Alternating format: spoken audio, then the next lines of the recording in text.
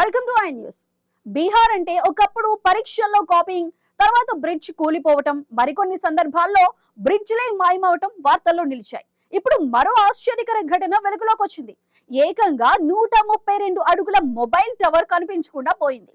అంత పెద్ద టవర్ ను ఎవరైనా ఎలా తీసుకెళ్లారు? అధికారులు ఏమంటున్నారో చూద్దాం.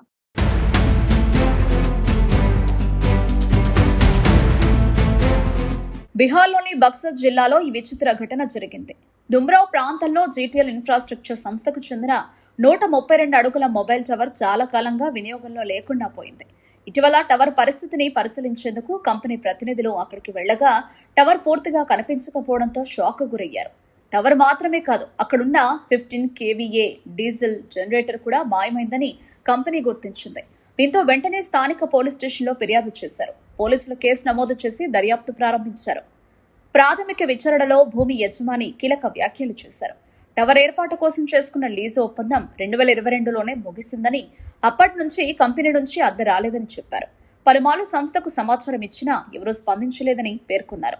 అయితే టవర్ను తొలగించడానికి ఎలాంటి అధికారిక అనుమతి లేదని పోలీసులు చెబుతున్నారు. ఈ ఘటనతో పలు ప్రశ్నలు తలెత్తుతున్నాయి. 132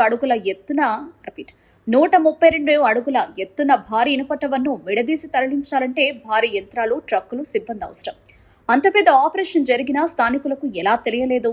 అధికారుల అనుమతి లేకుండా ఇది సాధ్యమా అనే కోణాల్లో పోలీసులు విచారణ చేస్తున్నారు. ఇది బీహార్లో ఇలాంటి తొలి ఘటన కాదు. గతంలో నకిలీ అధికారులా నటించి ఏకంగా ఒక ఇనుప వంతెనను విడదీసి స్క్రాప్ గా అమ్మేసిన ఘటన దేశవ్యాప్తంగా సంచలనం సృష్టించింది. మరో సందర్భంలో రైల్వే పట్టాల భాగాలు కూడా దొంగిలించబడ్డాయి. ఇప్పుడు మొబైల్ టవర్ మాయం కావడంతో బీహార్లో దొంగల సాహసం మరోసారి చర్చనీయాంశంగా మారింది. టవర్ను స్క్రాప్ గా విక్రయించారా లేక భూ వివాదం కారణంగా తొలగించారా అనే అంశాలపై పోలీసులు దర్యాప్తు కొనసాగిస్తున్నారు. కేసు వెనుక ఉన్న అసలు నిజాలు త్వరలో వెలుగులోకి వచ్చే అవకాశం ఉంది.